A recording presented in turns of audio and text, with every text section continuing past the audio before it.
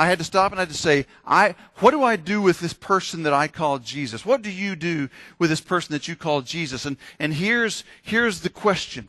I am convinced, but beyond a shadow of any doubt, that when the Father God sent Jesus the Son, John 1, incarnate in the flesh, and when he put him on this earth to live and to grow, he said to Nicodemus, Jesus said to Nicodemus, that one of the most popular and most known scriptures ever known to man, John 3:16 says, "For God so loved the world that he gave his only begotten Son, that whosoever believeth in him shall not perish but have everlasting life." If you've not seen it before, watch TV and watch sports, because you got a colored hair guy out there showing the sign. If you think that it's just supposed to be on a sign, you've missed the point. He says this, "Barbara, I'm giving my Son to you, knowing everything and all that you are, all that you've been, all that you will be. I know your past, I know your present. I can anticipate your future, and I'm with you. I'm with you. I'm with you. With all of it. With all of it." He makes a global statement, a global point. 4 things I want to ask you to remember. One is that he makes his decision to make an impact on people globally. He said, "For all of you, I give you my Son, Jesus. For all of you, I give my Son, Jesus." That was what that was all about. But then his specific point, what I want to ask you to remember this on the second point, is this. He made his real revolutionary one-to-one encounters on a personal basis. He stopped and he said, "Bob, are you going to be a guy that grows up in a town in Texas, or are you going to be one that carries my name?"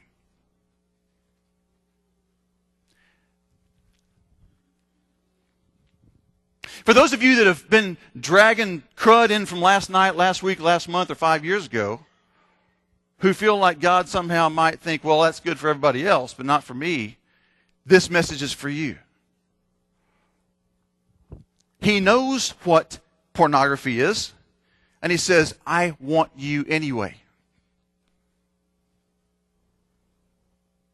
I know about the flirting with that person. I want you even more. Because I love you so much, my Father sent me to this earth, and he sent me with a mission. And it wasn't just to give platitudes. It was to say, to seek you out, and not just to leave you where you are, to give you some stories about Zacchaeus and a song. It was to save you. And it was to give you a personal mission. Number 1, he gives you he works globally. Number 2, he meets you personally. Number 3, when he meets you, he intends to transform you, to change you. Give you identity, adopt you, and change you. And when you meet him, he changes you. And when you meet him, whether it's off in Africa or whether it's right here, he says, "I'm going to revolutionize your life if you'll let me. And you will never be the same again if you will let me." And I know we have a Father. I know we have a Son. He has a Son. I know that he has a Spirit. And I know that there's a celebration when we make a decision and a choice to say yes to him and have our lives revolutionized. And there are no disqualified people in his kingdom. This message is for those of you that have some struggle and hassle and hurt.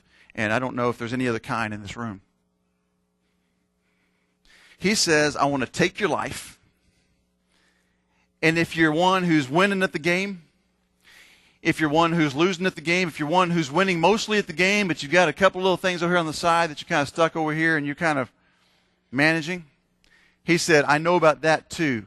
Open it up. Let me add it. Let me be king and Lord of those. Let me revolutionize your life. Let me take you where you are, and let me change you, every part of you, so that you will never be the same. Ever." That is what he is about.